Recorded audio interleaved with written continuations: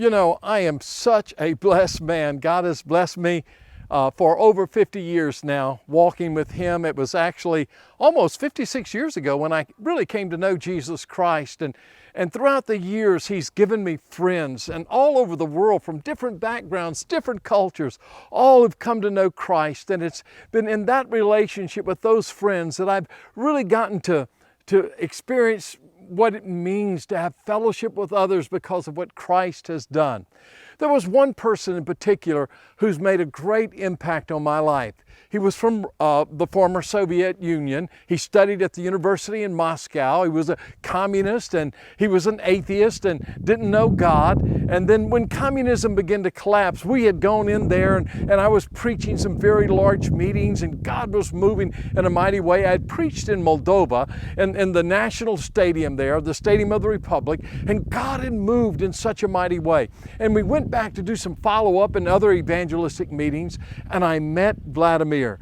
Vladimir had come to know Christ. You see, atheism left him empty. The communists promised him a utopia and it all collapsed. And so he didn't know what to do. He was searching and he went to church and he heard about Jesus.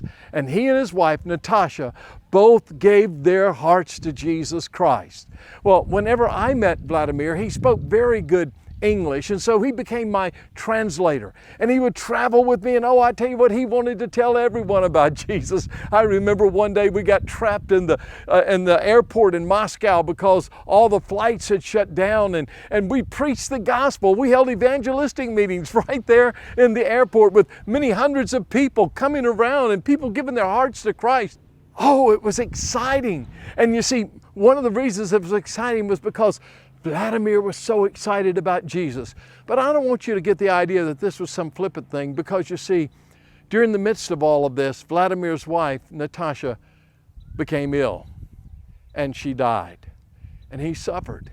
He suffered greatly. Oh, his heart was so broken. He and I prayed and wept together and talked together for hours, many times. And Vladimir, though, never stopped. He kept telling people about Jesus wherever we would go. I remember we went to Siberia, and on the airplane he began to share Jesus with the stewardess. And then when we held the evangelistic meeting in the indoor arena where we were there in that city, there was many people came forward to give their hearts to Christ at the close of the meeting. And there was one person, and Vladimir came to me afterwards and said, "Sammy, this was our stewardess. She came, I shared Jesus with her on the plane, and she gave her heart to Christ." Oh, I tell you what, God used Vladimir. God used Vladimir in such a mighty way. And one of the reasons that God used Vladimir, you see, is because he had been comforted by God. And with the comfort that God had given him, he was able to comfort others. And that's what 2 Corinthians chapter 1 talks about. It talks about God will comfort us.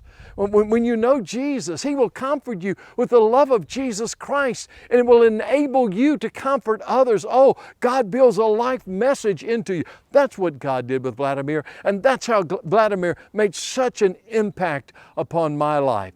You see, God used Vladimir. Yes, I'm so thankful. I'm so blessed. God has brought other brothers and sisters in Christ, and we help each other.